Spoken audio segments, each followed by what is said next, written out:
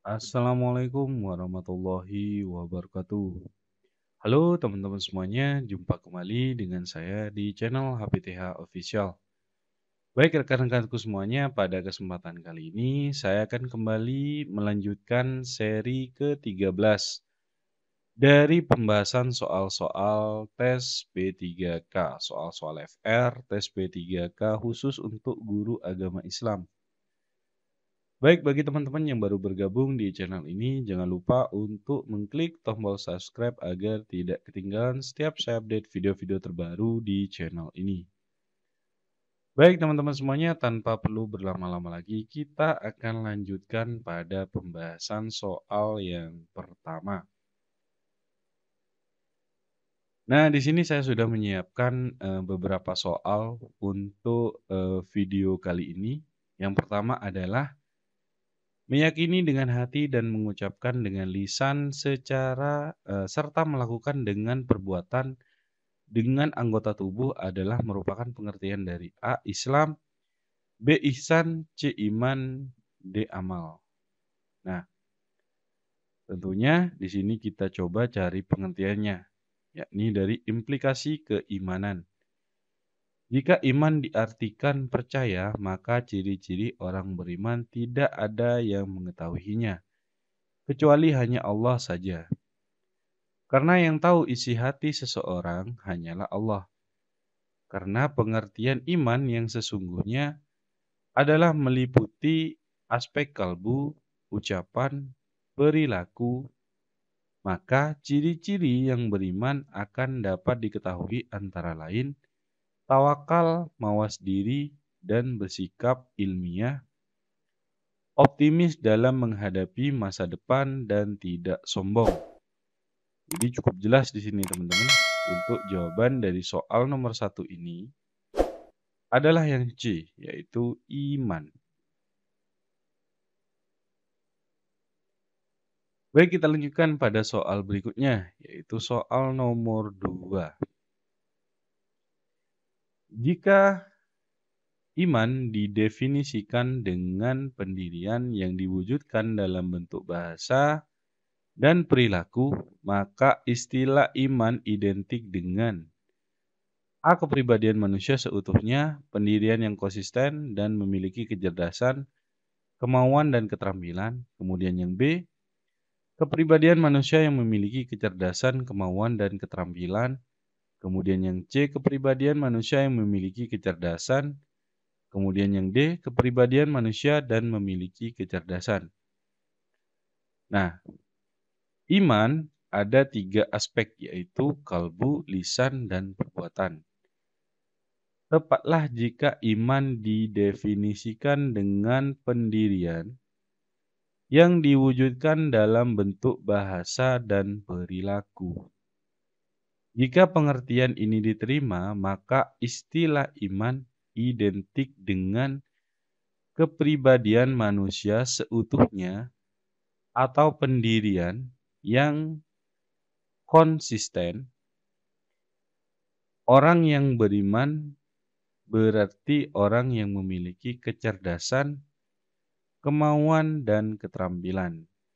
Jadi cukup jelas di sini bahwasanya jawaban dari soal nomor 2 itu adalah pilihan soal yang A, yaitu kepribadian manusia seutuhnya, pendirian yang konsisten, dan memiliki kecerdasan, kemauan, dan keterampilan.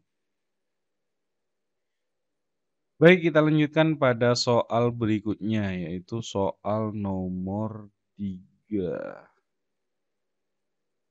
Para sarjana muslim berpandangan bahwa yang disebut ilmu itu tidak hanya terbatas pada pengetahuan atau knowledge dan ilmu sains saja, melainkan ilmu oleh Allah dirumuskan dalam Lauhul Mahfudz yang disampaikan kepada kita melalui Al-Quran dan Sunnah. Hal ini tercantum dalam Al-Quran Surat Al-Buruj ayat 21-22, kemudian surat Al-Baqarah ayat 21-22, yang C surat Al-Maidah ayat 21-22, kemudian yang D surat Al-Hajj ayat 21-22. Nah, kita coba bahas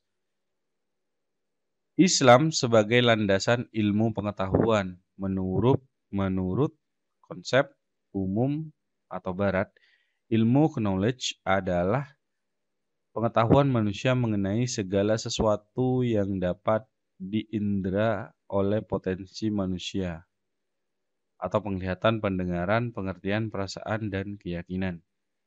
Melalui akal atau proses berpikir, yakni logika, pengetahuan yang telah dirumuskan secara sistematis merupakan formula yang disebut ilmu pengetahuan atau sains. Dalam Al-Quran, keduanya disebut ilmu. Para sarjana muslim berpandangan bahwa yang disebut ilmu itu tidak hanya terbatas pada pengetahuan atau knowledge dan ilmu sains saja, melainkan ilmu oleh Allah dirumuskan dalam Lauhul Mahfuz yang disampaikan kepada kita melalui Al-Quran dan Sunnah. Perhatikan penjelasan Al-Quran surat Al-Buruj, surat ke-85 ayat 21 sampai 22. Jadi di sini cukup jelas ya teman-teman, bahwasanya dari jawaban soal ini adalah yang A, yaitu surat Al-Buruj ayat 21 sampai 22.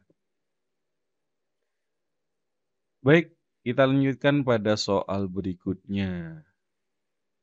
Selain manusia didorong untuk mencari dan menggunakan ilmu, juga dia diwajibkan untuk menyebarluaskan ilmu. Hal ini terdapat dalam Al-Quran surah At-Taubah 122, Al-Baqarah 122, Al-Maidah 122, Ali Imran 122. Nah, kita coba bahas. Selain manusia didorong untuk mencari dan menggunakan ilmu, juga dia diwajibkan untuk menyebarluaskan ilmu.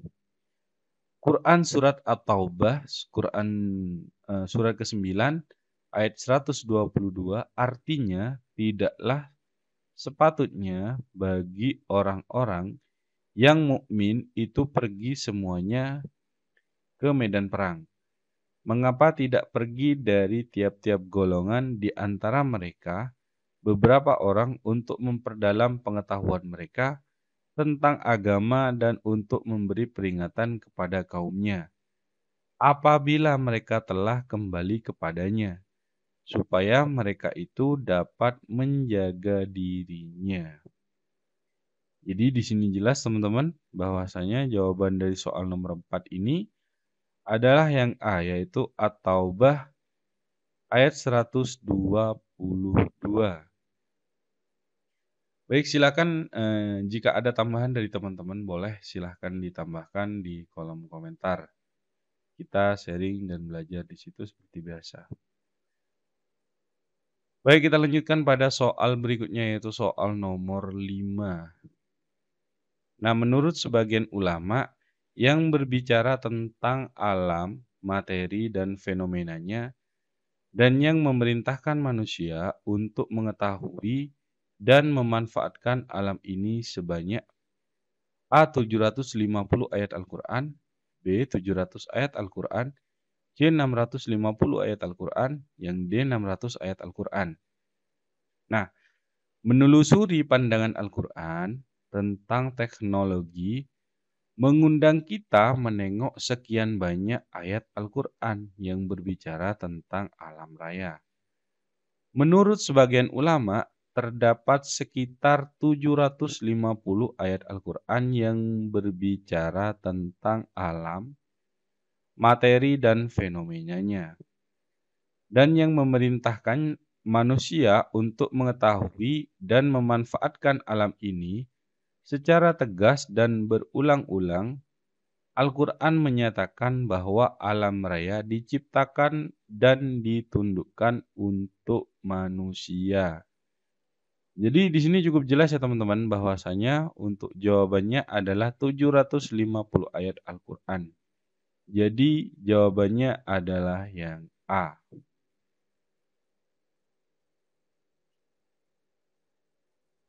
Baik, kita lanjutkan pada soal berikutnya yaitu soal nomor 6. Kata sakara dalam Al-Quran yang berkaitan dengan penjelasan fenomena alam diartikan dengan padanan kata. A menjelaskan, B menundukkan, C memberikan, D mengingatkan. Nah, coba kita bahas. Al-Quran sejak dini memperkenalkan istilah sakara yang maknanya bermuara kepada kemampuan meraih dengan mudah dan sebanyak yang dibutuhkan segala sesuatu yang dapat dimanfaatkan dari alam raya. Nah, melalui keahlian di bidang teknik, ketika Al-Quran memilih kata syakara yang berarti menundukkan atau merendahkan, maksudnya adalah agar alam raya dengan segala manfaat yang dapat diraih darinya harus tunduk dan dianggap sebagai sesuatu yang posisinya berada di bawah manusia. Karena manusia sebagai khalifah. Jadi, di sini cukup jelas bahwasanya jawaban dari soal nomor 6 ini adalah yang B, yaitu menundukkan.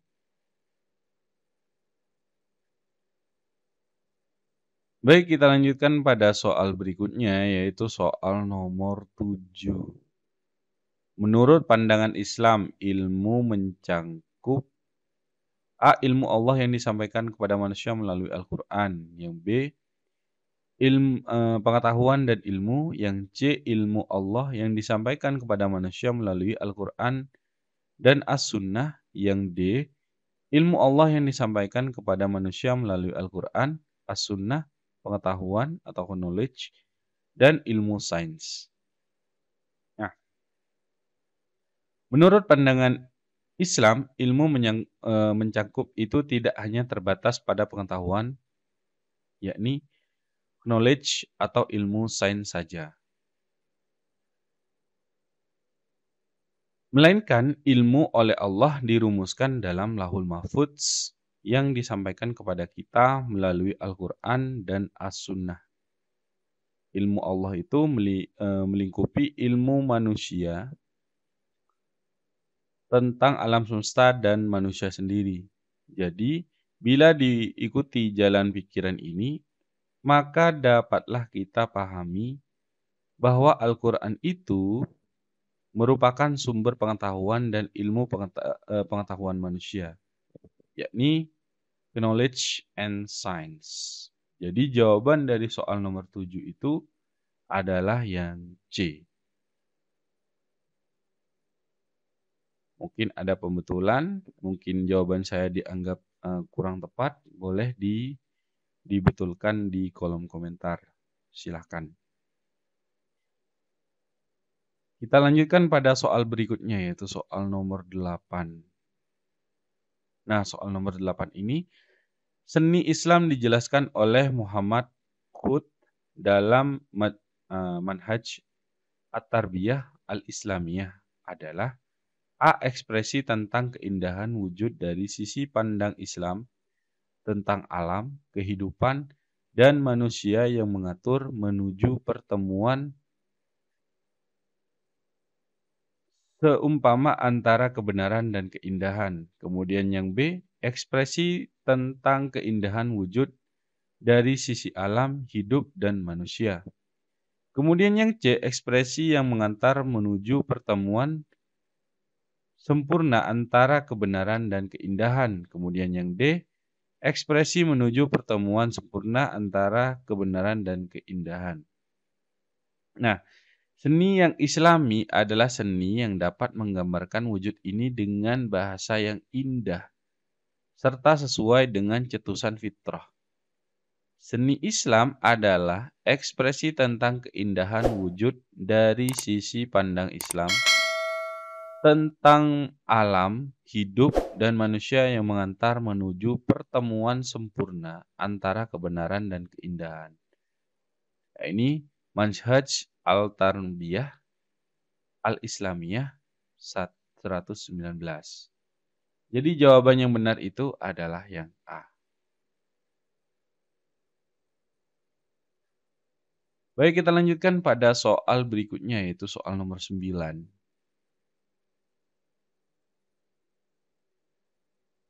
Padanan kata amal dalam bahasa Indonesia adalah berpikir, bekerja, beribadah, berzikir.